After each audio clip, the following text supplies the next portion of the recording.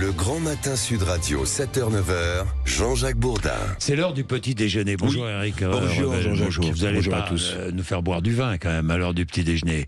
Du vin, mais si vous nous faites boire du vin sans alcool. Oui, du vin sans alcool. C'est la grande tendance. Il y a une foire au vin. C'est une folie. Il faudrait plus qu'une tendance. Oui. C'est une folie pour le vin sans alcool. Oui, il y a quelque chose qui est en train de se passer. Je vous rappelle quand même que la consommation de vin alcoolisé a diminué de 60% en 60 ans en France.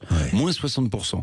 Donc il y a tout un tas d'événements autour du vin sans alcool. Par exemple, il y avait une grande foire qui s'est tenue à Nantes il y a encore quelques jours, du vin sans alcool, qui s'appelait...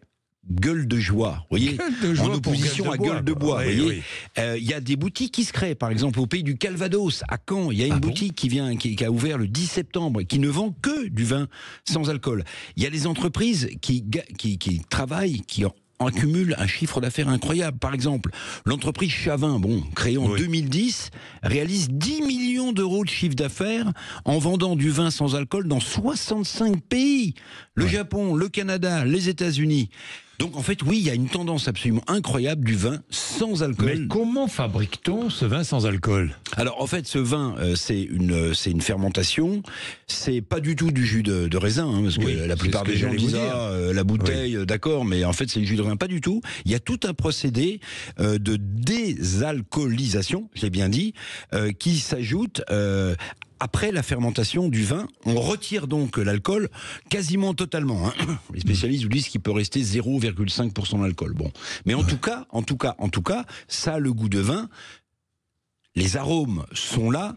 Alors évidemment, Jean-Jacques, ne pensez pas que quand vous allez boire un vin sans alcool, vous en avez jamais bu. Jamais. Moi non plus. Non, jamais. Mais quand vous allez boire un vin sans alcool, évidemment, vous n'allez pas retrouver ce qui parle à votre palais, à votre nez.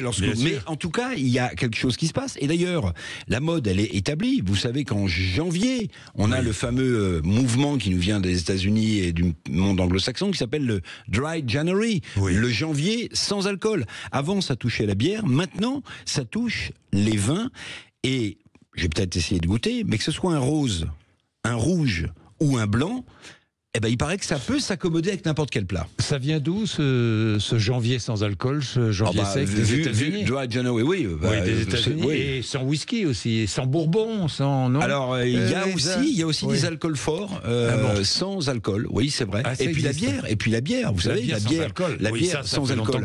Alors c'est intéressant parce que au moment où la plupart des pays et des consommateurs font attention, je regardais un sondage, 70% des gens qui boivent de l'alcool, qui boivent du vin, s'interroge de manière forte sur qu'est-ce que je vais devenir dans 5 ans, dans 10 ans, dans 20 ans si j'ai trop bu. Donc cette question de l'alcool et de la boisson, elle est dans toutes les têtes, et c'est vrai dans la plupart des pays occidentaux. Voilà pourquoi vous avez des entreprises, et il faut le dire, il faut le saluer, c'est une bonne nouvelle, françaises qui exportent du vin sans alcool dans le monde entier. Merci Éric Revel, il est 7h29.